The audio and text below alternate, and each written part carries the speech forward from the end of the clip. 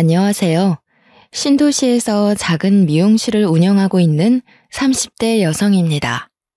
한 달에 80만 원을 받으며 미용실 스텝으로 일했을 때는 항상 미용사들과 제 자신을 끊임없이 비교하며 하루빨리 미용사가 되어 가위를 잡고 싶어 했었는데요. 막상 미용사가 되어 두 손으로 가위질을 하면서 손님의 머리를 만지고 나니 그때가 얼마나 좋았던 시절이었는지 알게 되었네요.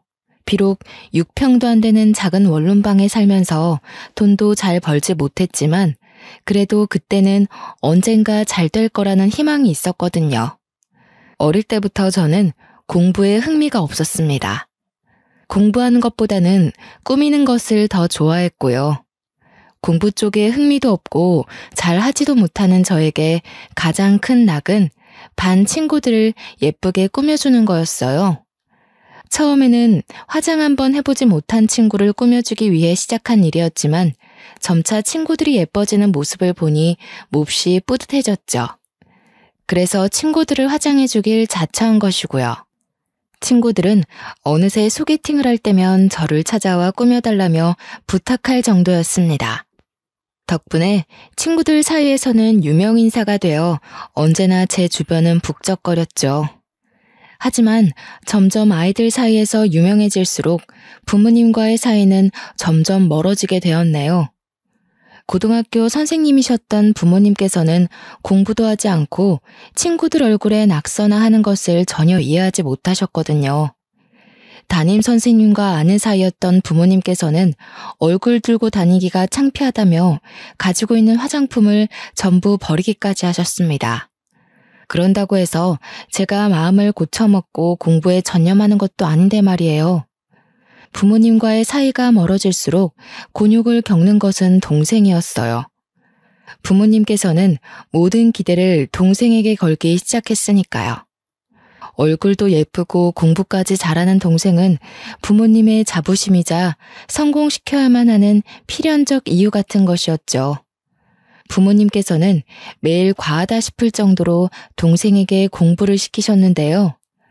동생은 공부하기가 싫어 펑펑 울다가도 부모님을 실망시키지 않기 위해 꾸역꾸역 참으며 공부를 했습니다. 동생에게 미안한 마음이 들었던 것은 그 때문이었던 것 같아요. 친구들과 어울려 놀다 늦게 귀가하는 날에도 동생의 방은 환한 불빛이 켜진 채 책상에 앉아있는 동생의 그림자를 비추었거든요. 대학교 진학을 하지 않겠다고 밝히자 부모님께서는 크게 분노하시며 꼴도 보기 싫으니 집에서 나가라고 하시더군요. 하지만 불행 중 다행인 것은 어찌되었든 고등학교를 졸업했다는 것이었습니다. 덕분에 아무 무리 없이 미용실 스텝으로 취업할 수 있었고요. 미용실 스텝으로 바닥에 널브러진 머리카락들을 쓸고 립스틱 자국이 묻은 컵을 닦을 동안 연년생이던 동생은 사범대학교에 입학을 했죠. 동생의 입학을 축하하기 위해 오랜만에 집을 찾자 아버지께서는 최근 근황을 물으셨는데요. 공부할 생각 없이 미용실 스텝으로 일한다는 것을 아신 후로는 떨떠름한 표정을 지으시며 헛기침을 하셨어요. 학교 다닐 때야 헛바람 들어서 그럴 수 있다고 쳐도 이제 사리분별할 만큼 큰 애가 아직도 머리나 만지는 천박한 일이나 하고 있는 게 말이 된다고 생각하냐? 지금 하는 일 그만두고 다시 공부하겠다고 하면 경제적으로 지원은 해주마. 어디서 이런 덜 떨어진 반푼이가 우리 집으로 굴러들어와서는 이렇게 속을 썩이는지.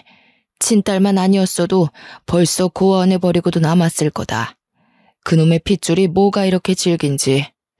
아버지 입장에서는 제가 공부도 안 하고 머리나 만지는 게 마음에 안 드실지 몰라도 저는 지금 제가 하고 있는 일이 좋아요. 몸은 힘들지언정 이 길을 선택한 거에 후회도 없고요. 그러니까 아버지께서도 딱 3년만 기다려주세요. 3년 후에도 아무 비전도 없고 설 자리도 없다면 그땐 아버지 뜻대로 공부해서 대학교에 갈게요. 3년이면 강산이 바뀌고도 남는 시간인데 다 늙어 빠져서 무슨 대학을 간다고 그러니? 얘는 자기가 언제까지나 이팔 청춘인 줄 알아요. 내가 그러니까 공부를 못하는 거 아니야. 셀 줄 아는 숫자라고는 하나밖에 없으면서 언제까지 그렇게 잘난 척 할 거야? 만약에 네가 가위 들고 설치는 게 적성에 맞아서 계속 한다고 치자. 그럼 네가 좋다고 설치던 그 가위질 몇 년 할 수 있을 것 같니? 5년? 7년? 기껏해야 10년 간신히 일하고 몸은 몸대로 다 망가져서 시집도 못 가고 평생 혼자서 늙어가겠지. 너는 천박한 가위질하다가 좋은 시절 다 보내고 혼자 병들어서 골골거릴래? 아니면 지금이라도 정신 차리고 공부해서 몸 편하고 마음 편한 일에서 적당한 사람 골라 잡아서 편하게 살래? 내비도 부모 할 길을 옆집 똥개보다 더하게 아는 애한테 그런 소리가 다 무슨 소용이야? 그냥 내쫓고 말지. 괜히 말만 하면 우리 입만 아파지니까 그냥 잠자코 있자고. 지도 겪어봐야 알지. 세상 돌아가는 게 얼마나 힘든지. 편하게 부모가 주는 밥만 얻어먹고 산 애가 뭘 알겠어. 지 꼴리는 대로 하게 내버려둬. 혼자 설치다가 별 볼 일 없는 놈 만나서 고생 꽤나 하고 부모한테 손 벌려봐야 정신을 차리지. 두고 봐. 3년도 안 돼 망하고 집으로 다시 찾아올 테니까. 아무리 설득하려 해도 부모님께서는 입을 꾹 다문 채 미용사에 대한 험담만 늘어놓을 뿐이었어요. 미용사를 무시하는 것도 모자라 딸까지 모욕하는 부모님의 태도는 견디기가 힘들었고요. 아무리 발버둥 쳐도 부모님을 설득할 수는 없다는 걸 처음으로 마주하게 되었습니다. 그래서 성공할 때까지 부모님과 절연한 채로 살겠다고 다짐을 했죠. 부모님께서는 제대로 할 줄 아는 것도 없으니 금방 망할 거라고 했지만 그 반대였습니다. 열심히 일하면 밤만 되면 마네킹으로 머리를 자르던 저는 스텝 중 가장 먼저 미용사로 승진을 했거든요. 미용사가 된 후의 하루는 어떻게 보냈는지 잘 기억이 나질 않았어요. 그만큼 일에 미쳐서 살았으니까요. 유행에 뒤처지지 않기 위해 최신 잡지를 뒤적였고 퇴근을 한 후에는 무거운 졸음이 앉은 눈을 비비며 해가 뜨도록 연습을 했죠. 그 덕분에 하루가 다르게 손님들이 늘어갔고요. 단골 손님이 많아질수록 무거워지는 것은 지갑이었습니다. 미용실 원장님께서는 미용실에 있는 돈을 모두 긁어 모은다며 농담을 할 정도였죠. 미용사가 된 지 1년이 지나고 어깨며 허리는 부서질 정도로 아파왔지만 몸만 간신히 누울 수 있는 6평 원룸을 벗어난 것만으로도 그 모든 고통을 잊어버릴 수 있었네요. 경제적으로 자유로워지다 보니 전에는 없던 여유까지 생겼습니다. 하지만 그렇다고 스트레스가 없는 것은 아니었어요. 아직 미용사가 되지 못한 직원들부터 같이 일하는 동료들까지 질투를 받는 일은 허다했거든요. 그 중에서도 가장 많이 질투하는 것은 바로 1살 위 동료였죠. 같이 입사한 동기는 5살 위의 언니였는데요. 나이가 많아서인지 처음부터 저를 아랫사람처럼 깔보더군요. 자기가 할 청소나 설거지 같은 잡일을 떠넘기는 건 아무한테나 할 수 있는 일이 아니잖아요. 문제는 직장 동료의 이런 깔보기가 제가 미용사가 된 후에도 계속해서 이어졌다는 것이었습니다. 은근슬쩍 들고 있던 빗자루를 넘기며 자연스럽게 담당하고 있던 손님 또한 빼앗아갔죠. 그러던 중 사고가 발생했습니다. 파마를 예약한 손님에게 직장 동료가 멋대로 가위를 들어 단발로 잘라버린 것이었죠. 제일 중요한 일정인 결혼식을 앞두고 있던 손님은 길길이 날뛰며 직장 동료를 고소하겠다고 난리를 피웠는데요. 미용실 원장님까지 나와 사죄를 하고 머리가 다 자랄 때까지 붙임머리를 공짜로 해준다고 한 뒤에야 간신히 합의를 해줄 수 있었죠. 하지만 원장님께서 손님에게 석고대죄를 할 때에도 직장 동료는 자기가 무슨 잘못을 했는지 모르는 눈치였어요. 사과를 하는 것도 원장님이 시켜 억지로 하는 정도였습니다. 결국 참다 직장 동료를 따로 부르게 되었고요. 지금까지는 언니고 같이 입사한 동기라 참고 넘겼지만 이건 좀 심한 거 아닌가요? 미용사 자격증도 안 딴 사람이 어떻게 손님 머리를 만질 수가 있어요. 그것도 막무가내로 말이에요. 제가 거기서 얼마나 당황했는지 아세요? 정 손님 머리가 하고 싶었으면 티나 내지 마시던가요. 도대체 무슨 생각으로 파마하겠다는 고객님 머리를 허락도 없이 뚝 자른 거예요? 이번에 잘 넘어갔으니 망정이지 손님이 억하심정이라도 가졌으면 미용실 팡판 나빠지는 건 기본이고 미용실 문 닫았을 수도 있다고요. 아, 참. 사람 생긴 대로 논다더니 호박같이 생긴 게 불쌍해서 자기한테 어울리는 머리 해주겠다고 한 건데 억하심정 가지고 있을 건 뭐람? 왜 정연 씨도 호박같이 생겨서 그 손님 마음이 이해가 됐었나 봐. 그 손님 편을 드는 걸 보면. 정연 씨 지금 생각해보니까 웃긴다. 원장님도 가만히 있는 일을 왜 정연 씨가 나서서 난리야? 정연 씨가 미용실 원장이라도 되는 거야?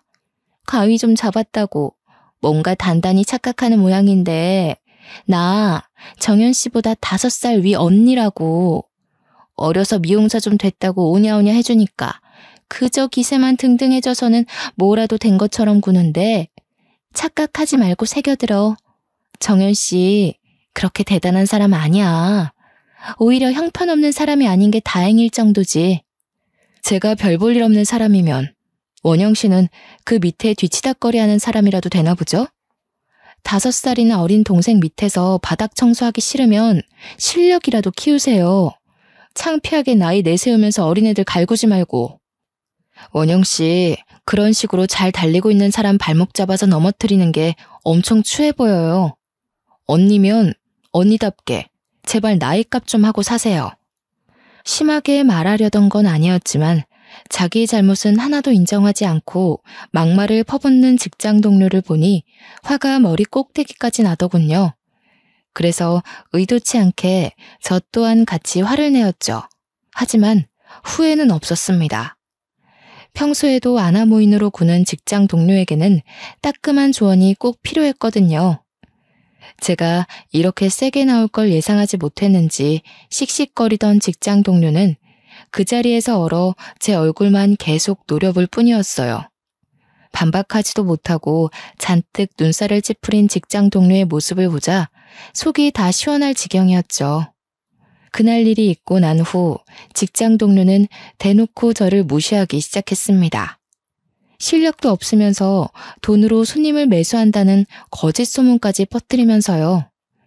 예약 손님이 잡히기라도 한 날에는 손님들에게 남자 관계가 문란하고 머리도 못하는 미용사에게 왜 머리를 맡기지 말라며 험담하기 일쑤였죠. 처음에는 직장 동료의 질투라 생각하며 대수롭지 않게 생각했어요. 같이 일하는 다른 동료들 또한 티나게 이간질을 하는데 믿을 사람이 어디 있냐고 했고요. 하지만 그건 어디까지나 착각이었습니다. 단골 손님이 아닌 새로운 손님들은 직장 동료의 말에 홀라당 넘어가 줄줄이 굴비처럼 예약을 취소했으니까요. 그때서야 문제의 심각성을 깨달아 직장 동료에게 그만둘 것을 권유했는데요. 직장 동료는 비흡연자인 제 앞에서 담배까지 태우며 적반하장식으로 나오더군요. 어머, 왜 괜한 사람을 잡고 그래요. 불도 안 붙은 굴뚝에서 연기 나는 거 봤어요? 이게 다 정연 씨가 평소 행실을 안 좋게 하고 다녀서 그런 거 아니에요. 내가 한 일은 그저 손님들한테 자기 머리 해주는 미용사가 어떤 사람인지 알려준 것밖에 없다고요. 가위질도 잘하고 손님들한테도 싹싹하게 잘하는 사람이 왜 그랬을까? 싱글거리면서 꼬리치는 건 손님들한테만 했어야죠. 남자들한테 실실 웃음이나 흘리고 다닐 시간 있으면 바닥에 흘려있는 머리카락이나 제대로 치울 것이지. 이래서 자기 팔자 꼰다는 말이 괜히 있는 게 아니라니까. 가만히 있으면 중간이라도 가는 걸 꼭 살쳐서 바닥으로 떨어진다니까? 함부로 있지도 않은 사실 지어내서 험담하고 다녔으면서 사람이 어쩜 죄책감 하나를 안 가져요? 전에도 말했죠. 언니 노릇하고 싶으면 미용사 자격증이라도 따서 실력으로 붙으라고. 한 번만 더 이런 식으로 추잡한 소문 내면서 영업 방해하면 그땐 안 참고 명예훼손으로 고소할 거니까 조심하세요. 일도 안 하고 남자들한테 웃음이나 흘리고 다니는 게 누군데요. 원영 씨는 미용실 사람들이 바보인 줄 아세요? 원영 씨 나이도 있으니까 다른 미용실 취직하기도 어려운 거 알고 다 알아도 모른 척 눈 감아준 거라고요. 근데 이런 식으로 사람 편히 무시하고 계속해서 있지도 않은 사실 지어내서 영업 방해하면 그땐 안 참아요. 새파랗게 어린 게 눈깔이나 치켜뜨면서 뭐가 어쩌고 어째? 니까짓 게 안 참으면 뭐 어쩔 건데? 고소라도 하려고? 그래. 안 그래도 너 같은 거 눈에 가시 같아서 꼴도 보기 싫었는데 잘 됐네. 고소해. 나는 고소당하는 즉시 전단지 만들어서 동네방네 뿌리고 다니면서 얼굴도 못 들게 다니게 해줄 테니까. 온 동네에 소문나면 이제 정연 씨한테 머리는 누가 받으려나? 지금이야 원장님 단물 빼먹으면서 그나마 단골 손님 받으며 사는 건데 온 동네에 소문나고 오면 그때도 지금처럼 손님이 많을까? 아마 단물 빠진 껌처럼 바닥에 배 터질걸. 그때가 되면 아무리 제기하려고 사람들 발바닥에 달라붙어도 찢겨서 나가기만 하겠지. 그것도 더러운 소문을 덕지덕지 붙이고 있는 껌을 주워가고 싶은 사람은 세상에 없을 테니까.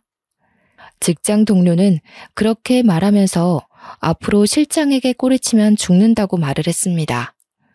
혼자 발광하면서 날뛰는 직장 동료를 보니 미친 사람에게는 약도 없다는 말이 정말 가슴에 와닿더군요. 그래서 차라리 이렇게 입씨름할 바에는 명예훼손으로 고소하는 게 더 나을 것 같다는 생각을 했네요. 그 후 직장 동료는 투명인간 취급을 하면서 실장에게 눈에 띄게 들이댔어요. 실장은 직장 동료에게 딱 선을 그었지만 직장 동료는 정신을 못 차린 건지 아니면 머리에 나사 하나가 빠진 건지 계속해서 실장에게 들이댔죠. 실장에게는 결혼을 약속한 오래된 여자친구가 있는데도 말이에요. 결혼식을 준비 중이던 실장이 여자친구를 자랑할 때마다 직장 동료는 자기가 훨씬 낫다며 실장의 여자친구를 깎아내렸습니다. 그러면서 밥을 먹을 때도 실장이 옆에 딱 달라붙어 손수 반찬을 밥 위에 올려주는 등 평범한 사람이라면 하지도 못할 행동을 했죠. 직장 동료의 이런 행동에 불편해지는 건 미용실에서 일하는 사람들이었어요. 직장 동료는 별 대수롭지 않게 행동했지만 옆에서 지켜보는 저희는 조마조마하게 가슴을 졸였습니다. 직장 동료는 일에 지장이 있을 정도로 실장을 따라다녔거든요. 원장님은 직장 동료를 잘 타일러 실장에 대한 마음을 접게 하려 했지만 직장 동료의 행동은 나아지지가 않았어요. 갈수록 같이 일하던 미용사들의 불만은 점점 더 커져갔고요. 일이 이렇다 보니 미용실 원장 또한 하는 수 없이 직장 동료에게 해고 통보를 했네요. 그러자 직장 동료는 왜 자기를 해고하냐며 악다구니를 쓰기 시작했습니다. 잘못한 사람은 따로 있는데 내가 왜 일을 그만둬요? 잘못한 사람은 따로 있는데 왜 제가 회사를 나가야 되냐고요. 내가 이런 꼴 보려고 여기서 뼈 빠지게 일하면서 버틴 줄 아세요? 괜한 사람 남자 많다고 소문내고 손님 머리 망쳐서 미용실 평판 깎아먹고 잘못한 걸로만 따지면 우리 미용실에서 원영 씨 따라올 사람은 없는 것 같은데 일손도 부족하고 같이 일하던 정이 있어서 몇 번이고 잘못해도 넘어갔지만 이제는 못 그래. 남자에 미쳐서 여기저기 분탕질하면서 흙탕물 만드는 사람이랑은 상종하고 싶지도 않아. 미용실에서 나가면 제발 남 탓 좀 그만하고 자기 자신 좀 돌아봐. 자기가 얼마나 형편없고 이상한 사람인지 말이야. 사랑하는 게 나쁜 건 아니잖아요. 원장님도 저처럼 남자 꼬드겨서 지금 남편 만났을 거면서 왜 저한테만 이러세요? 분탕질이요? 그럼 여기 있는 직원들은 깨끗하다는 말씀이신 건가요? 사생활 다 해보세요. 여기서 깨끗한 사람이 어디 있나. 나 절대로 그냥은 못 나가요. 아니, 안 나가요. 다른 사람들 같으면 최소한 자기 사생활 문제 자기가 지킬 수 있는 선에서 끝내지.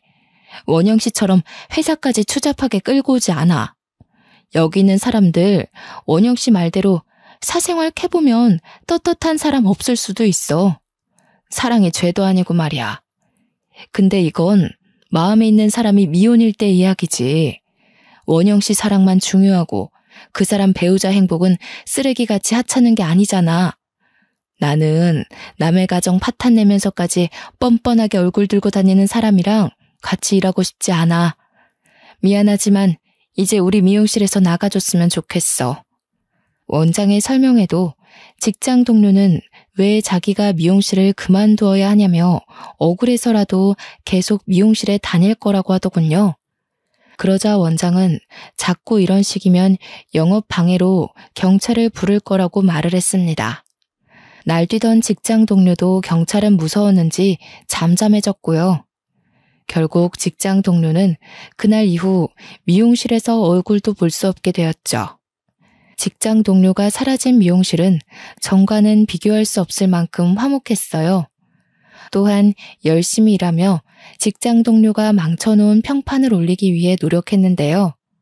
원래부터 단골 손님들 사이에서 실력이 있기로 유명했기 때문에 평판을 회복하는 건 그리 어려운 일이 아니었네요. 그렇게 계절이 변하는지도 모를 만큼 바쁜 나날을 보내던 중 시큰하기만 했던 손목의 통증은 팔 자체를 들 수 없을 만큼 심해졌어요. 병원에 가자는 의사는 인대에 너무 무리가 가서 그런 거라고 했습니다. 휴식을 취하지 않는다면 나중에는 아예 손목 자체를 못 쓸 수도 있다고 말을 했고요. 사정을 알게 된 원장은 한 달 정도 무급 휴가를 주었어요. 하지만 저는 한 달 휴가가 아닌 긴 휴식이 필요했죠. 지금까지는 안대가 씌워진 경주마처럼 열심히 달리기만 했거든요.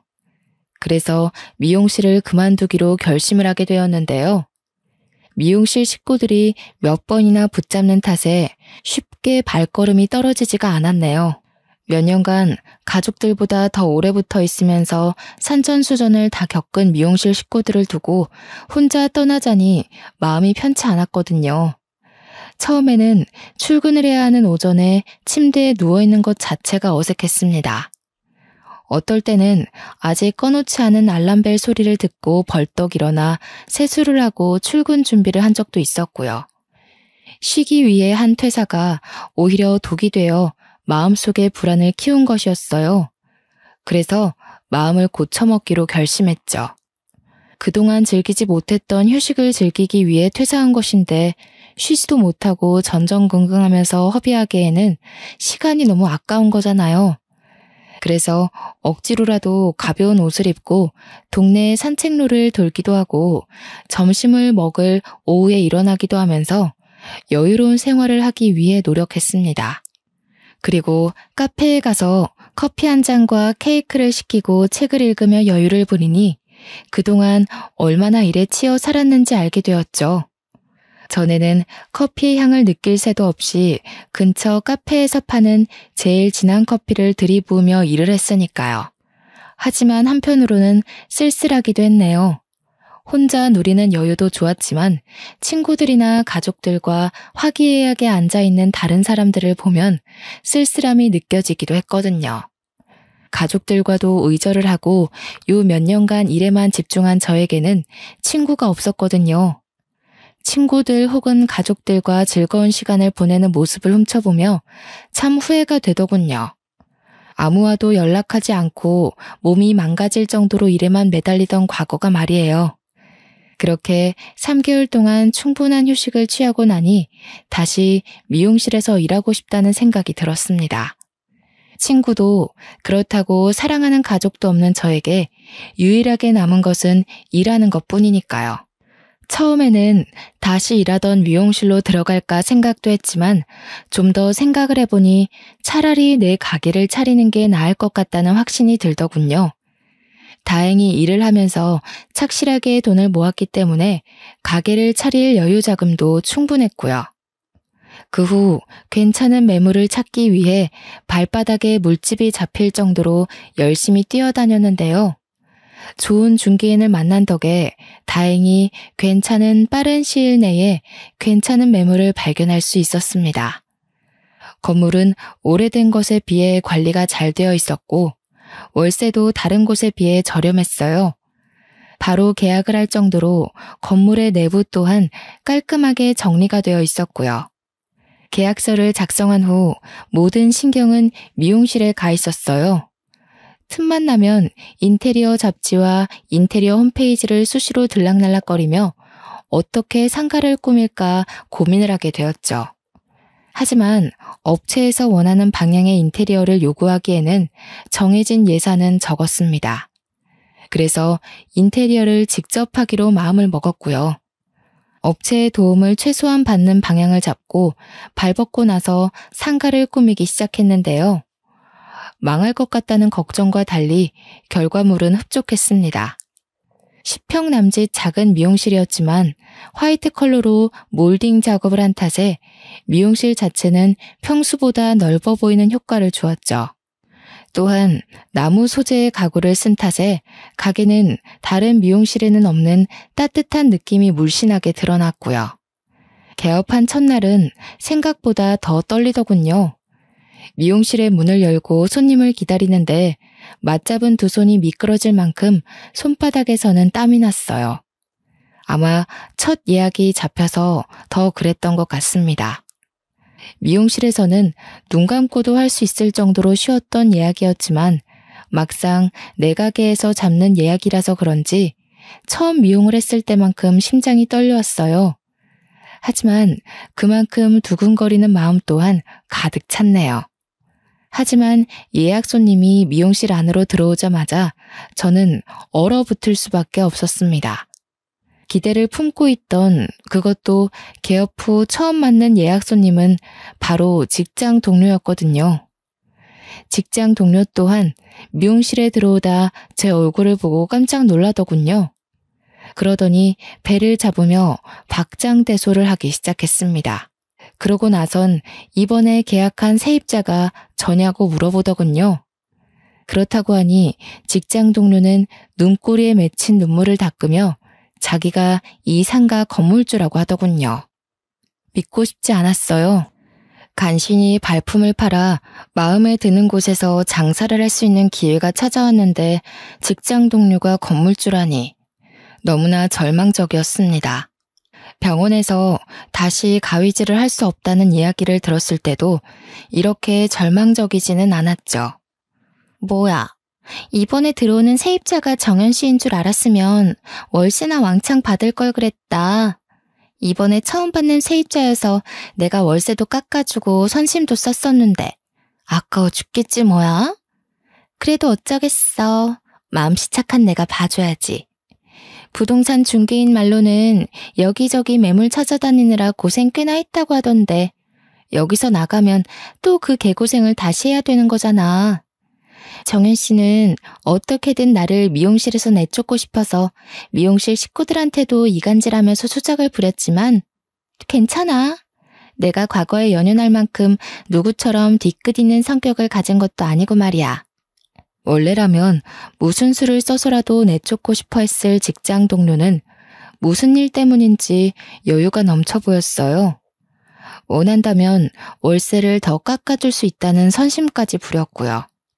예기치 못한 직장 동료의 반응에 의아해하던 중 직장 동료는 큰 다이아가 반짝이는 반지를 낀 손으로 긴 머리를 넘기며 입을 열었네요. 예전에는 할 것도 없고 그중에서 만만한 미용사나 돼보자는 심산이었지만 이제는 그럴 필요가 없어졌거든. 왜 그런 말이 있잖아. 여자는 남편만 잘 만나도 팔자 피는 거라는.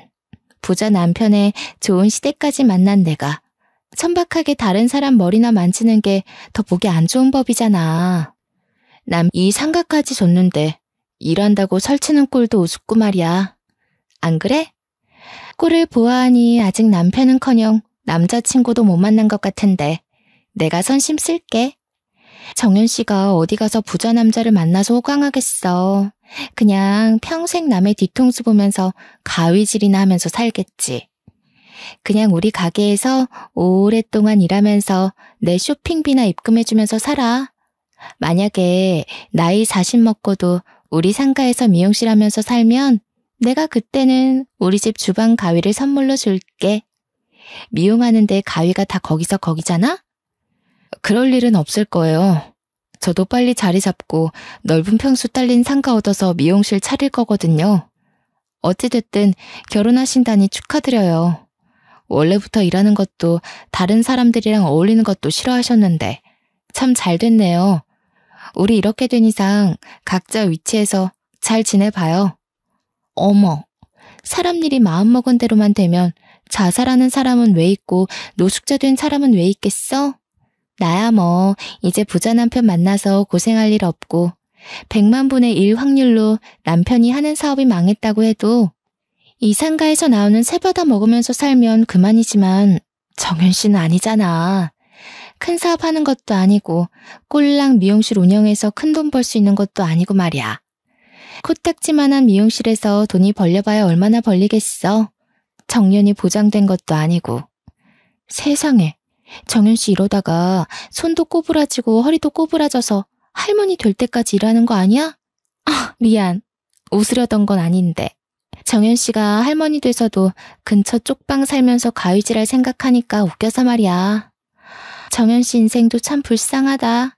집에 빽이 있는 것도 아니고 그렇다고 얼굴이 예뻐서 좋은 남자 만날 수 있는 것도 아니고 그래도 뭐 어쩌겠어. 다 팔자대로 사는 거잖아. 정현 씨 할머니 될 때까지 내 쇼핑 비용 내줘야 하니까 손 관리 잘하고. 그럼 수고해. 자기가 입은 명품 옷이며 가방 액세서리를 자랑하던 직장 동료는 미용실 안을 둘러보더니 머리는 비싼 청담동에 가서 하는 게 좋겠다며 5만 원짜리를 바닥에 던지고 갔어요. 참 억울했습니다. 직장 동료의 불행을 바랬던 것은 아니지만 누구보다 열심히 살지 않았던 직장 동료가 잘 사는 모습을 보니 우라가 치밀어 올랐죠. 다시금 공들여 완성한 인테리어를 보고 촌스럽다며 비웃던 직장 동료의 경박스러운 웃음소리가 거슬려 고막을 씻어내고 싶은 생각도 들었고요. 하지만 그보다 더 기분이 나쁜 것은 직장 동료가 바닥에 던지고 간 5만 원짜리였습니다. 직장 동료가 매긴 저의 가치는 딱 5만 원짜리였던 것이니까요. 고개를 숙여 한참을 바닥에 떨어진 5만 원짜리를 보자 울컥 눈물이 차올랐어요. 눈물이 떨어진 5만 원짜리는 금방 촉촉하게 젖어갔죠. 5만 원짜리를 들어올리자 심사임당의 얼굴 부분은 이미 알아볼 수 없을 만큼 번져 있었어요. 프린팅이 흐려진 신사임당의 얼굴은 보이지 않는 미래 같았죠. 그래서 흐물흐물해진 5만 원을 구겨 쓰레기통에 집어넣었습니다. 물론 5만 원이 큰 돈인 것은 맞았지만 직장 동료의 비웃음이 담긴 돈을 지갑에 넣고 싶지는 않았거든요. 그 후 직장 동료는 매일같이 미용실에 출근 도장을 찍으며 가게에 놀러 왔어요. 정확히는 저를 괴롭히러 온 것이었죠.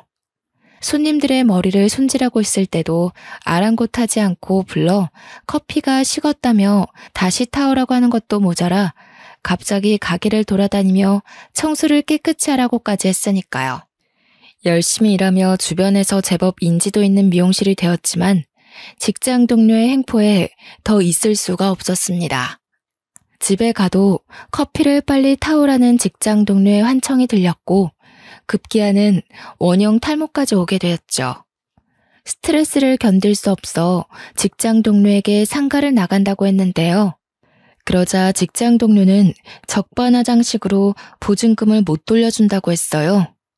이미 보증금을 투자하는데 다 써버렸다면서요.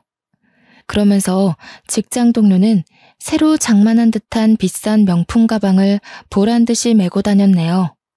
하다하다 돈 문제로 거짓말까지 하는 직장 동료의 만행을 정말 참을 수가 없었어요. 그래서 소송을 해서라도 보증금을 돌려받겠다고 한 거고요. 그러자 직장 동료는 앞으로는 가게에 오지도 않고 괴롭히지도 않을 테니 제발 소송만은 걸지 말아달라고 하더군요. 결혼식이 얼마 남지도 않았는데 남편이 이 사실을 알면 학을 뗄 거라면서요. 정말 어이가 없었네요. 사람을 궁지에 몰아넣어 괴롭힐 때는 언제고 자기가 조금이라도 불리해지자 바로 불쌍한 척을 하다뇨. 직장 동료는 그날 이후 하루가 멀다 하고 미용실 앞으로 찾아와 제발 이 일을 조용히 넘어가자고 했습니다. 자기가 월세도 줄여주고 미용실 근처에도 오지 않겠다면서요. 고민을 하던 중 결국 상가를 빼지 않기로 마음먹었어요. 직장 동료만 오지 않는다면 아무 문제가 되지 않았거든요. 후 직장 동료는 정말 미용실 근처에도 얼씬거리지 않았어요. 며칠간은 불안한 마음을 가지고 몇 번이고 창문 밖을 내다보기도 했지만 그것도 잠시 일주일을 지켜봐도 직장 동료의 모습은 머리카락 한 톨도 찾아볼 수가 없었죠. 그때서야 안심을 하며 다시 일상으로 돌아갈 수 있었습니다. 3달이라는 시간 동안 건강이 얼마나 중요한 것인지를 알게 되었는데요. 그 때문에 미용실이 어느 정도 자리를 잡은 후에는 예약제로 손님을 받으며 개인의 시간이 있는 삶을 보내기 위해 노력했네요. 예약제로 바꾼 후부터는 수입이 조금 줄기는 했지만 여전히 많은 손님이 미용실을 찾아주셨기 때문에 개인 시간도 보내며 전보다 더 나은 컨디션으로 감사하며 일을 하게 되었죠. 그렇게 휴식과 일하는 것이 적절히 섞은 1년을 보내자 몸과 마음은 전과는 비교도 할 수 없을 만큼 평온해졌어요. 개인 시간을 보내며 요리와 보드타기 등 여러 가지 취미 활동을 가지며 많은 사람과 교류를 하자 하루하루가 더 즐겁고 보람차게 느껴졌거든요. 그러던 중 의외의 사람에게 전화가 왔습니다. 바로 여동생이었어요. 여동생과는 5년 만에 전화통화였는데요. 여동생은 근황을 물으며 미용실을 열었다고 하자 축하한다며 자신이 미용실로 온다고 하더군요. 6년 만에 만난 여동생은 저만큼이나 많은 것이 바뀌어 있었어요. 부모님으로 인해 긴 검정머리만 고집하던 동생의 머리는 밝은 다갈색으로 염색되어 산뜻한 웨이브 손질이 되어 있었죠. 잘 꾸며진 미용실을 보며 여동생은 제가 이만큼 성공할 줄 몰랐다고 감탄을 했습니다. 여동생이 그렇게 말해주니 기분이 좋더라고요. 처음으로 가족에게 인정을 받은 것이잖아요. 임용고 씨는 어떻게 되고 있냐고 묻자 동생은 커피보다 더 쓴 미소를 지으며 임용고 씨를 그만두었다고 했습니다. 공부밖에 모르며 어렸을 때부터 선생님의 길을 가려던 동생이 임용고시를 준비하지 않다니 깜짝 놀랄 수밖에 없었어요. 동생은 티스푼으로 김이 나는 커피를 저으며 선생님에 대한 기대감이 너무 큰 탓이었는지 아니면 소심한 자신의 성격 때문이었는지 실습을 통해 자신이 얼마나 선생님이란 직업을 맞지 않는 사람인지 알게 되었다고 말을 했네요. 그렇게 말하는 동생의 모습은 어딘지 모르게 텅 비어있는 듯 했어요. 그럴 만도 했습니다. 동생은 10몇 년이라는 긴 시간 동안 선생님이란 직업을 향해 달려갔으니까요. 오랜 시간 쌓아온 꿈이 없어진 현실에서 사는 동생이 어떤 슬픔을 느끼고 있을지 상상도 할 수 없었습니다. 동생은 너무 불쌍하게 보지 말라며 좋은 사람을 만나 꼭 결혼한다고 하더군요. 듣던 중 반가운 소리에 저는 안도의 한숨을 내쉬었고요. 핸드백에서 청첩장을 꺼내 넘겨주며 동생은 이제 그만 본가에 들어오는 것이 어떠냐고 했습니다. 부모님도 지난날 자신의 실수를 후회하고 있다면서요. 집에서 부모님이 기다린다는 소리를 듣자 온몸에 찡한 진동이 느껴지는 듯 했네요. 부모님께서 그렇게 저를 기다리시는 줄 몰랐으니까요. 동생과 함께 찾아뵌 부모님은 예전의 모습이 희미해진 정도로 많이 노쇠한 모습이셨습니다. 부모님은 그동안 자신들이 어리석어 귀한 딸을 냉대했다며 사과를 하셨는데요. 그 말을 들으니 알 수 있었습니다. 저는 지금까지 부모님을 미워한 것이 아니라 부모님을 너무 사랑해 인정받고 싶어 했다는 걸요. 그렇게 우리 가족은 그동안 같이 하지 못한 시간을 붙잡기 위해 참 많이도 함께하게 되었네요. 부모님과 이렇게 오랜 시간 대화를 나누며 같이 있는 것이 처음이라 어색했지만 그래도 기분은 좋았어요. 부모님과 시간을 보낸 후에는 다 같이 동생의 상견례에도 참석을 하게 되었죠. 직접 뵌 동생의 시부모님과 매제는 참 좋은 사람이었어요. 가진 것이 많을수록 사람이 오만해지기 망정인데 사업으로 많은 것을 가지신 동생의 시부모님과 매제에게는 오만함 같은 것은 눈 씻고 찾아봐도 보이지 않았죠. 오히려 귀한 딸을 시집 보내주어 감사하다며 겸손한 모습을 보일 정도셨습니다. 어른들은 예의 바르고 참하게 생긴 여동생을 마음에 들어 하셨어요. 매제 또한 동생을 응시하는 눈빛을 통해 얼마나 동생을 사랑하는지 알게 되었고요. 행복해하는 여동생을 보며 저는 그저 여동생이 행복하게만 살면 좋겠다는 생각을 하게 되었습니다. 상견례를 마치고 나오는데 부모님께서는 결혼할 때가 되지 않았냐며 저에게도 선볼 것을 권유하셨는데요. 결혼은커녕 연애도 생각해보지 않은 턱에 당황스러웠죠. 하지만 양쪽 집에서 사랑받는 동생의 모습을 보니 좋은 사람이 생긴다면 결혼을 하는 것도 나쁘지 않겠다는 생각이 들게 되었습니다. 그 후 부모님의 소개로 선을 보게 되었죠. 선자리에 나온 남자는 회계사로 미적 감각이라고는 하나도 없는 자신과는 다르게 남의 머리를 예쁘게 다듬어주는 미용사가 대단하다며 저를 칭찬해 주었어요. 꾸미지 않는 제 모습을 인정해주는 그 남자에게 참 마음이 가더군요. 그래서 몇 번 더 만난 후 정식으로 연애를 시작하게 되었죠. 제대로 된 연애는 처음이었기에 모든 게 설레고 신기했습니다. 남들은 비웃을지 모르지만 남자와 다정하게 손을 잡고 한강에 산책을 가고 챙겨온 도시락을 먹는 것만으로도 너무나 행복했죠. 남자는 제가 입 주변에 음식을 묻히고 먹을 때면 챙겨온 물티슈로 립스틱이 지워지지 않도록 조심스레 입가를 닦아주는 다정하고 꼼꼼한 사람이었어요. 그런 남자가 있었기에 더 열심히 일을 할 수 있었죠. 남자와 밤에 있을 데이트를 생각하며 열심히 일을 하고 있을 때였어요. 직장 동료는 아무런 예고도 없이 쳐들어오며 미용실을 쭉 둘러보았어요. 영업시간이 끝났으니 그만 나가달라고 하자 직장 동료는 건물주에게 어디서 명령이냐며 갑질을 하기 시작했죠. 그러더니 갑자기 다음 달 안으로 가게를 정리하라고 하더군요. 아직 계약 기간이 5개월이나 남아있는데 가게를 정리하라니 그저 당황스러울 뿐이었습니다. 아무런 언지도 없다가 갑자기 다음 달까지 가게를 빼라뇨. 다음 달 예약까지 꽉 차 있는 상태인데 그럼 예약한 손님들은 어쩌라고요. 다음 달까지는 무리예요. 3개월 정도 시간을 주시면 그동안 가게도 알아보고 손님들도 정리할 테니까 그때까지만 기다려주세요. 아직도 내가 정현 씨 밑에서 허드렛 일이나 하던 스텝으로 보여? 어디서 명령이야.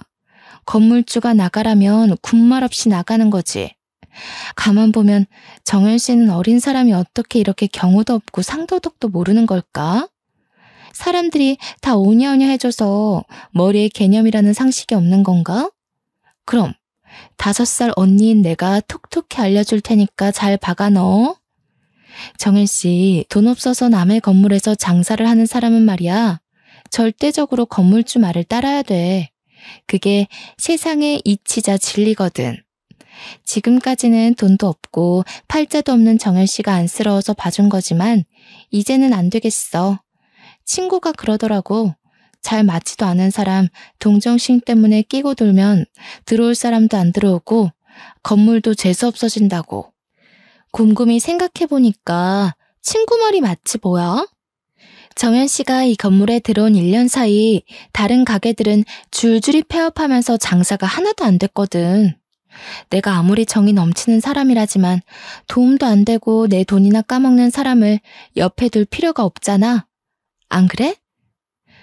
다른 가게들이 장사가 안 되는 게 왜 저 때문인지 전혀 이해가 가질 않는데요.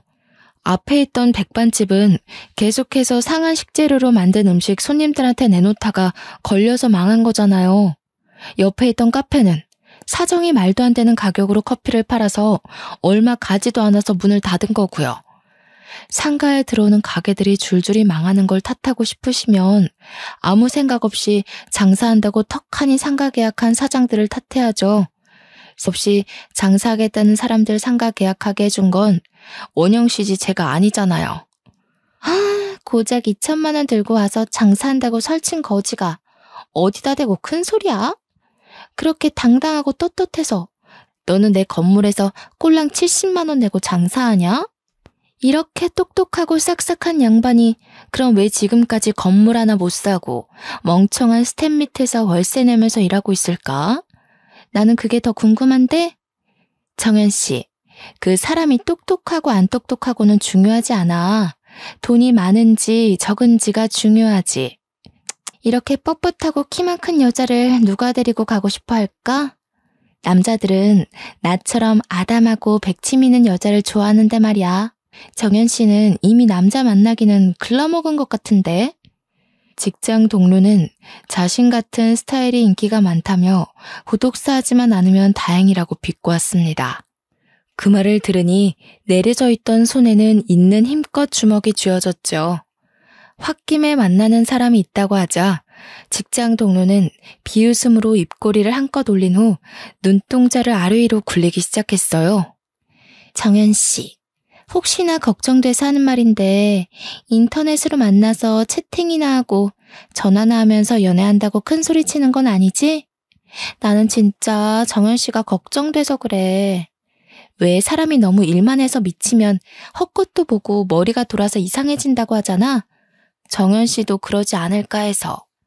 매일 사람 정수리나 보면서 머리나 감기고 가위질이나 하는데 정신이 온전할 리가 있겠어? 그게 아니고 진짜로 남자를 만나서 연애를 한다고 해도 조심해야 돼. 어디 멀쩡한 놈이 정연 씨 만나려고 하겠어? 다 벼룩에 간 빼먹듯이 정연 씨 몇 푼 되지도 않는 돈 빼먹으려고 할걸? 그리고 내 눈에 안 띄게 조심해. 멀대같이 키만 크고 멋도 없는 정연 씨만 보다가 나 보면 반할지도 모르잖아. 직장 동료는 남자친구가 자기한테 반해서 따라다니지 않게 조심하라고 하더군요. 멀쩡한 애인을 바람둥이 취급하는 직장 동료의 만행은 정말 참을 수가 없었습니다. 그래서 당장 미용실을 빼고 나간다고 말을 했고요. 홧김에 미용실을 정리한다고는 했지만 걱정이 이만저만이 아니었어요. 하루에도 12번 부동산을 들락날락거려도 괜찮은 매물은 보이지 않았거든요. 부모님께 상의를 하자 부모님께서는 매제에게 고민을 털어놓으셨어요. 그러자 매제는 자기네 건물을 들어오라며 말을 했고요. 마침 신도시에 분양받은 상가 한 곳이 비었는데 잘 됐다면서요. 매제는 월세도 대폭 깎아주며 상가를 편하게 이용하라고 했습니다. 매제 덕분에 좋은 상가를 싼 가격에 들어갈 수 있게 되어 다행이라고 생각을 했죠. 갈 곳이 정해진 후 빠르게 가게를 정리했어요. 그리고 가게 정리가 다 끝나갈 때쯤 직장 동료는 어떤 남자와 팔짱을 끼고 가게 안으로 들어왔죠. 자세히 보니 그 남자는 전 미용실 실장이었어요. 깜짝 놀라하자 직장 동료는 실장을 자기야라고 부르더군요. 눈이 마주치자 실장 또한 놀랐는지 얼음이 되었는데요. 실장에게 결혼을 한 것이 아니냐고 묻자 실장은 전 여자친구와 성격 차이로 헤어지고 혼자 지내던 중 직장 동료에게 연락이 와 우연한 계기로 사귀게 되었다고 하더라고요. 분명 결혼 약속을 잡고 예비 신랑에게 상가를 받았다고 했었는데 이상한 느낌이 들었습니다. 하지만 이미 가게로 정리하고 나가는 마당에 괜한 싸움을 하고 싶지 않아 말을 아꼈죠. 멀리서 봐도 한숨만 푹푹 쉬던데 들어갈 상가는 구했고? 그것도 아니면 반지 합방 개조해서 미용실로 쓸려나? 여름에 좋기는 하겠다. 더운데 햇빛도 안 들어오고 습해서 시원할 거 아니야. 손님들이야 뭐 잘 안 들어올 수도 있겠지만 그런 게 뭐가 중요하겠어. 손님들이야 새로 구하면 되지. 바퀴벌레는 벌레들 중에서도 제일 똑똑하다고 하더라. 이참에 바퀴벌레 미용실이나 한번 해보는 게 어때? 지금 정연 씨 처지에는 딱일 것 같은데. 할 말 못할 말 필터 없이 내뱉는 주둥이 미용은 가능할 것 같아요. 걱정해 주시는 건 고마운데요. 이제 제 걱정하지 마시고 잘 사세요. 저도 신도시에 좋은 상가 자리가 나서 거기서 미용실 새로 오픈하기로 했거든요. 어머, 그거 길게 가봐야 알지. 혹시 알아? 금방 장사하기도 전에 망해서 또 빈 상가 될지. 그 건물주한테 정연 씨 들어오기 전에 상가에 소금이라도 한 바가지 뿌리라고 해. 그렇게라도 액땜을 해야 되지 않겠어? 워낙 재수없는 사람인데 서로 조심하면 좋잖아. 직장 동료는 여전히 안이 꼽게 대했지만 모든 걸 무시했네요. 이미 끝난 마당에 더 난리쳐봐야 서로 좋을 게 없잖아요. 더군다나 더 좋은 곳으로 상가를 이전하게 되었으니 더 잘된 일이라고 생각을 했고요. 매제의 상가로 이사를 간 후에는 정말 좋은 일만 가득하기를 빌고 또 빌었어요. 그리고 새로 모든 걸 시작하다 보니 처음 몇 달간은 예약제가 아닌 일반 미용실처럼 운영을 하며 미용실이 만석이 될 때까지 사람을 받았죠. 다행히 새로 이사한 상가에서는 좋은 일만 일어났습니다. 그동안의 힘든 일에 대한 보상받기라도 한 것 같죠. 미용실의 장사는 전에 일하던 것에 3배가 넘는 수익이 나왔고 잘 만나던 남자친구는 프로포즈를 해왔어요. 물론 둘 다 조금 더 결혼 자금을 모아야 했기 때문에 당장 결혼을 할 수는 없었지만 둘 다 똑같은 곳을 보고 열심히 달려가고 있다는 것만으로도 안심이 되었고 행복했죠. 그리고 동생과도 더 돈독한 사이가 되었습니다. 바로 옆 상가에서 커피숍을 차린 여동생은 틈만 나면 커피와 케이크를 들고 저희 가게에 놀러 왔거든요. 그렇게 행복한 몇 달이 지나고 여동생의 결혼식 당일이 되었는데요. 잡혀있는 예약을 취소하고 아침 일찍부터 동생을 따라 결혼식장에 가려고 했지만 동생은 일찍 와봤자 할 것도 없다며 그냥 예식 시간에 딱 맞게 오라고 하더군요. 여동생의 완강한 거부로 계약 한 건을 받게 되었죠. 예약된 손님을 받고 나가려고 하는데 저의 가게 앞에는 직장 동료가 와 있었습니다. 정말 질긴 인연이었어요. 직장 동료는 알게 모르게 거머리처럼 끈끈하게 달라붙어 엉켜왔으니까요. 직장 동료는 하도 SNS에 머리를 잘한다고 광고가 떠와 봤더니 또 너냐며 질린다는 표정으로 저를 쳐다보았어요. 여동생의 결혼식인 만큼 싸우기 싫었던 저는 시비 걸 거면 그냥 가라고 말을 했죠. 그러자 직장 동료는 중요한 일이 있으니 쓸데없는 소리 하지 말고 머리 손질이나 하라고 하더군요. 하는 수 없이 직장 동료가 원하는 스타일로 머리 손질을 하고 있을 때였어요. 직장 동료는 자기가 오늘 어디 가는지 아냐며 묻지도 않은 말을 하기 시작했죠. 오늘 내가 급한 약속만 없었으면 다른 미용실에 가서 머리를 하는 건데 정연 씨는 좋겠네. 내가 약속을 잡을 덕분에 머리도 하고 돈도 벌게 됐잖아. 그놈의 결혼식이 뭐길래 이렇게 사람 피를 말리는지. 파혼만 안 했어도 그 자리는 오늘 내 자리인단 말이야. 나랑은 결혼 생각도 없으면서 홀랑 다른 여자랑 결혼할 생각을 하는 거 보면 남자들은 돈이 많으나 적으나 참 속이 없어. 그저 새롭게 예쁜 여자만 보면 좋다고 헤헤거리면서 조강지처도 버리고 다른 여자 만나러 가버리잖아. 정연 씨야 남자 만난 적이 없으니까 잘 모르려나? 저는 원영 씨가 누굴 만나던 어느 결혼식에 가던 상관없어요. 그냥 빨리 머리 손질 끝나고 가게 문 닫고 싶을 뿐이에요. 결혼식까지 못 간 거면 성격이 문제든 외모가 문제든 파혼한 이유가 있겠죠. 세상 남자들 모두가 새롭게 예쁜 여자만 좋아하지는 않잖아요. 정연 씨는 참 이런 거 보면 남자 안 만나본 티를 낸다니까. 이렇게 남자 마음을 몰라서야. 정연 씨는 나중에 절에서 만나게 되겠다. 결혼도 못하고 늙어서 손가락도 못 움직이게 되면 절에 들어가서 비군이나 할 거 아니야. 어쨌든 파혼한 남자가 다른 여자랑 히덕거리면서 결혼식을 올리는 걸 그냥 두고 보라고? 절대 못 그러지. 나도 못 가지는 걸 누구 좋으라고 그냥 내비둬? 똥이라도 뿌려서 아무도 못 가져가게 만들어야지. 나는 꼴랑 상가 1개 받고 쇼핑도 마음대로 못하면서 절절 매고 사는데 다른 여자는 사모님 소리 들으면서 평생 카드나 긁는 재미로 사는 걸 보라고? 절대 못 그러지. 직장 동료의 말에 온몸에 소름이 돋았어요.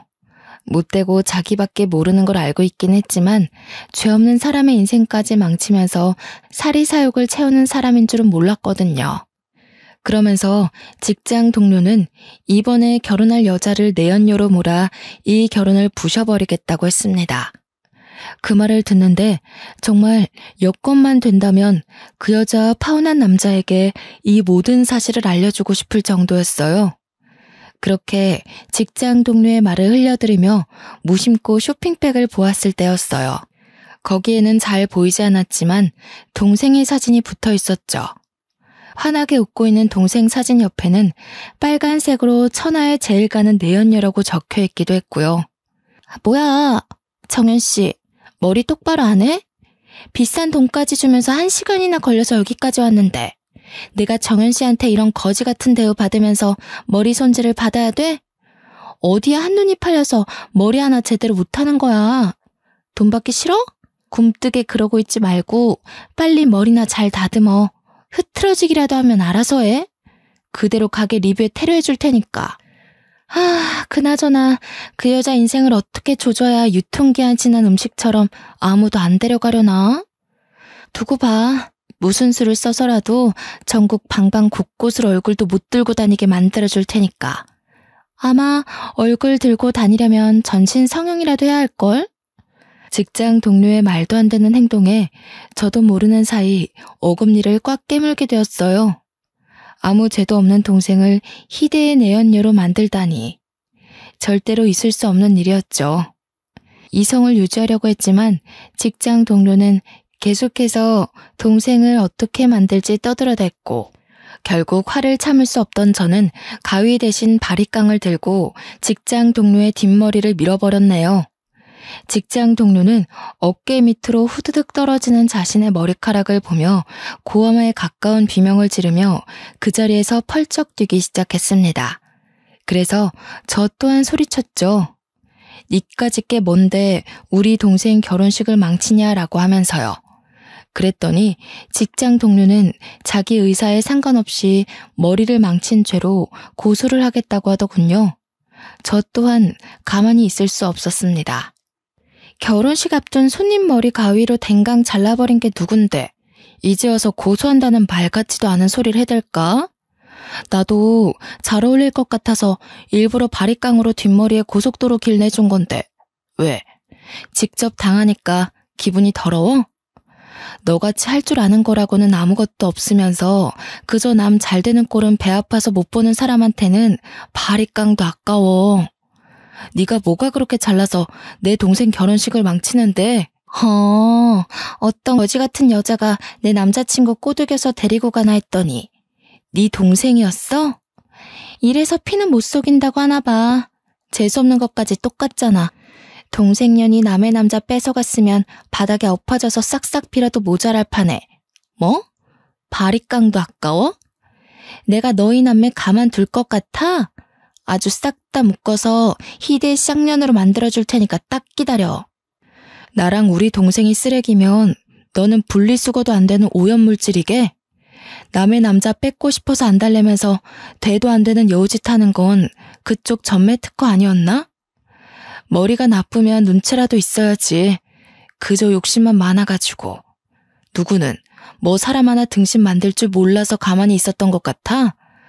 누가 먼저 한국에서 얼굴 들고 못 다닐지 어디 지금 한번 보자고. 씩씩거리던 직장 동료는 급기야 카트 위에 있던 가위를 들고 달려들기 시작했습니다. 다행히 달려드는 직장 동료를 밀쳐 크게 다치지는 않았지만 아침부터 공들여 손질한 긴 머리는 싸움을 증명하기라도 하듯 덜렁 잘려나가 있었어요. 그것도 한쪽만 말이에요. 웨이브진 머리는 어깨를 타고 흘러 바닥에 떨어졌죠. 잘린 머리카락을 본 후 당장 핸드폰을 들어 매제에게 전화를 걸었죠. 다행히 매제는 바로 전화를 받더군요.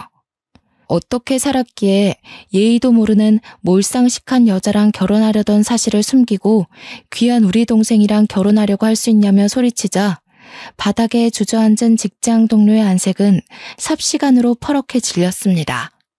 제가 매제에게 전화를 걸 줄은 꿈에도 몰랐던 거죠. 그러자 매제는 정말 죄송하다며 일단 직장 동료를 바꿔달라고 했습니다. 전화기를 받아든 직장 동료는 매제에게 무슨 말을 들었는지 풀이 죽은 채로 눈물만 흘렸고요. 저는 반쯤 잘린 머리 그대로 결혼식장에서 찾아갔어요. 길가에 거지보다 더한 제 몰골을 본 매제는 전 연인을 깔끔하게 정리하지 못한 자신의 잘못이라며 자책을 했죠. 그러면서 그동안 직장 동료 사이에서 있었던 일을 말해주었습니다. 미용실에서 쫓겨난 직장 동료는 매제 회사의 사무직으로 취업해 일을 했는데요. 직장 동료의 적극적인 어필로 인해 인연이 되어 사귀게 되었다고 하더라고요. 매제 또한 적지 않은 나이였기에 만난 지 6개월 만에 결혼 생각을 해 자기가 가지고 있던 건물을 직장 동료에게 넘겨준 것이었죠. 하지만 직장 동료는 결혼을 약속하자마자 돌변을 해 감당하기 힘든 사치를 부리며 매제에게도 엄청난 집착을 했다고 말했습니다. 회사의 여직원이 매제와 이야기를 하는 모습만 봐도 발작을 하며 여직원의 머리채를 잡을 지경이었죠. 결국 직장 동료의 집착과 끊임없는 사치에 지친 매제는 먼저 이별을 통보했다고 하네요. 그래도 만났던 정을 생각해 가진 것이라고는 아무것도 없는 직장 동료에게 자신이 가진 건물을 남겨준 것이고요. 모든 것을 털어놓은 매제는 앞으로 자신이 잘 처신해 여동생과 저에게 피해가 가는 일 없도록 할 테니 제발 한 번만 믿어달라고 하더군요. 어떻게 장담할 거냐고 하자 매제는 약속할 수 있다며 후원장담을 했죠. 매제의 말처럼 결혼식이 끝난 후 직장 동료의 모습은 실오라기 하나 찾아볼 수가 없었어요. 건너들은 이야기로는 몇 번이고 매제에게 매달리다 연인 사이인 실장에게 들켜 두 남자 모두에게 버림을 받았다고 하더군요. 하지만 그렇다고 할지라도 남자의 환장한 직장 동료는 금방 다른 남자를 찾아 떠날 게 불보듯 뻔한 일이죠. 현재 여동생은 결혼식을 올리고 매제와 함께 행복한 신혼생활을 즐기고 있는 중이에요. 저 또한 한 달 후 결혼식을 올릴 예정이고요. 언젠가 자신의 행복만을 중요시하고 다른 사람들을 배려하지 않는 사람들이 꼭 벌을 받았으면 좋겠습니다. 사람은 모두 자신이 행복할 권리를 가지고 있는데 타인이 자신의 행복을 빼앗을 권리는 없는 거잖아요. 사연을 들으시는 여러분 또한 언제나 자신의 행복을 꼭 지키시길 바랄게요.